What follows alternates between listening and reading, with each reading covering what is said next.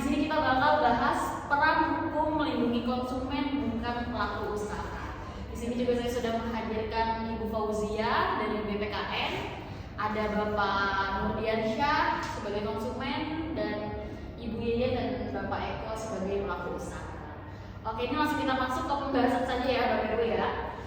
Nah, yang pertama nih, sesuai dengan pembahasan, saya mau nanya ke Ibu Fauzia dulu. Kenapa sih hukumnya lebih berperan melindungi konsumen?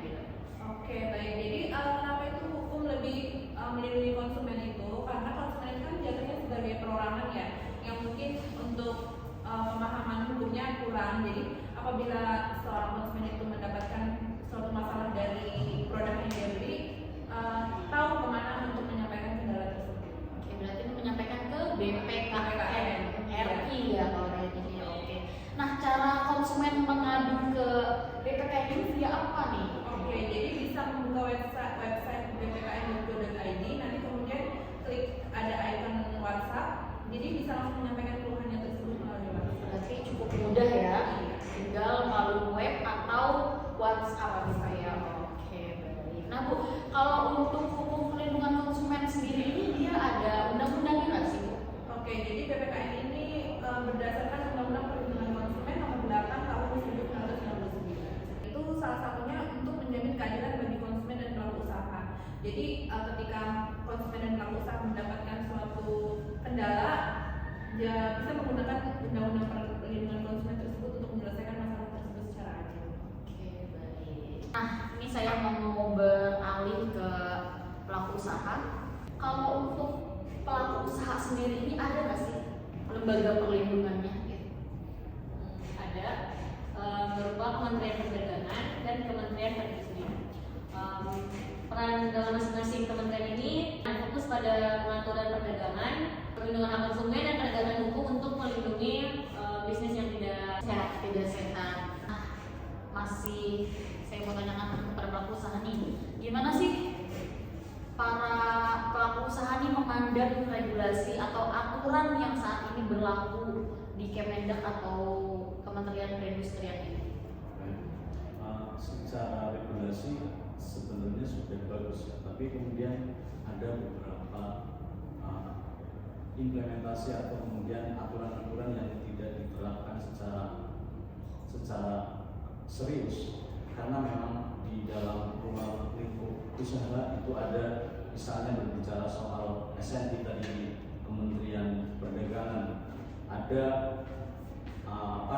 sebuah aturan bahwa produk harus sesuai SNI atau sesuai ketentuan. Nah, faktanya adalah pemerintah tidak sungguh-sungguh dalam menanggapi itu. Kita banyak lihat di bawah bagaimana produk-produk non SNI itu seperti halnya hal yang lumrah tanpa ada tindakan dari lembaga-lembaga terkait. Itu kemudian menjadi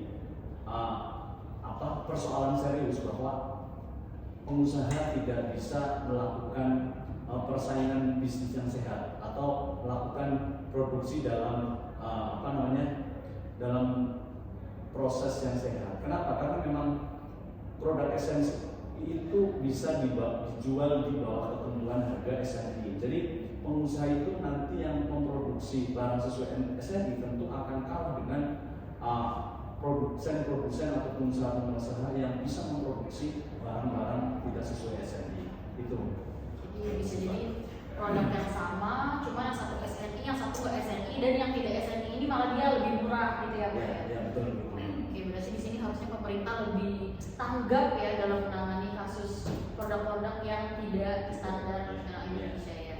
Ya, jelas saja, karena saya selaku konsumen barang yang tidak ada SNI ini Pak ya, lebih murah.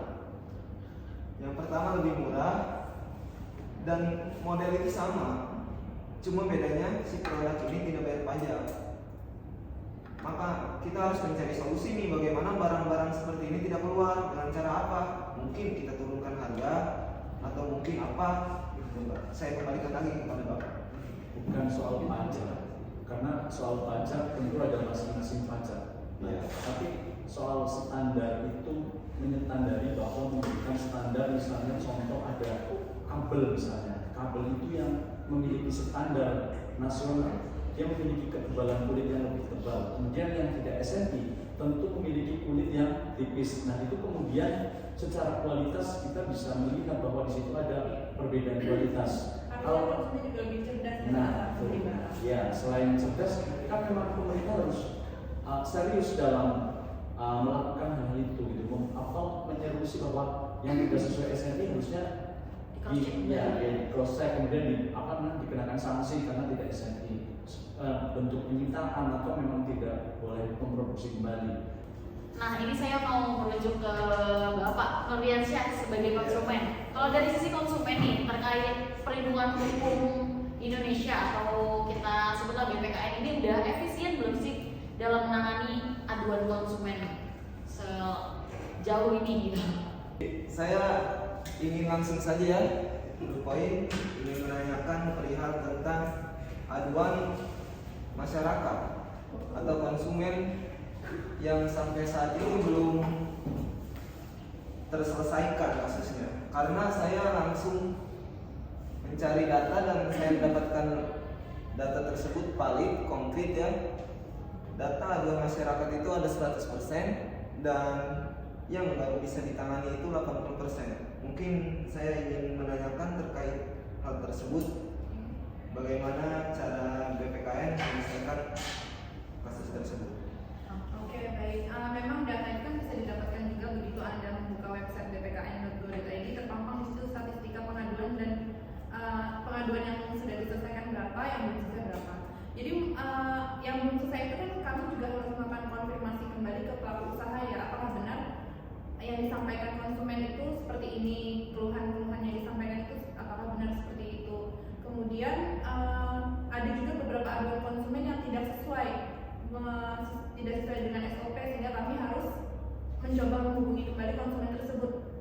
Kendala seperti apa yang ingin disampaikan? Oke, berarti lebih merujuk kepada si konsumen yang mengadu ini juga harus mengikuti SOP dalam pengaduan tersebut gitu ya Bu ya, seperti itu. Oke baik, jadi di sini kesimpulan yang saya dapatkan itu peran hukum melindungi konsumen adalah untuk membantu menyelesaikan masalah yang dihadapi konsumen sebagai individu atau perseorangan untuk mendapatkan perlindungan dari pemerintah. Makanya pemerintah ini membuatlah lembaga BPKN ya. Nah kalau dari pelaku usaha sendiri ini juga memiliki perlindungan gitu ya melalui Kementerian Perdagangan dan juga Kementerian Perindustrian. Oke baik, sudah di penghujung acara ya podcast hari ini. Luar biasa Bapak Ibu materi yang disampaikan. Semoga di Indonesia ini para konsumen bisa lebih bijak dalam membeli suatu produk ya yang SNI, dan pelaku usaha juga tidak curang dalam memproduksi produk-produk. Untuk BPKM semoga aja pemerintah ada upaya-upaya ya untuk menangani keluhan konsumen supaya bisa sempurna gitu ya dalam menangani penyelesaian. Oke baik. Terima kasih Mbak Siswa. Terima kasih juga Bapak Ibu ya. Oke baik, kami kelompok 2 dari podcast Hukum Perlindungan Konsumen. Saya Syifa, Saya Fauzia. Saya Muhammad Nurdiansyah. saya Yen. Saya Eko Sartono. Terima kasih banyak.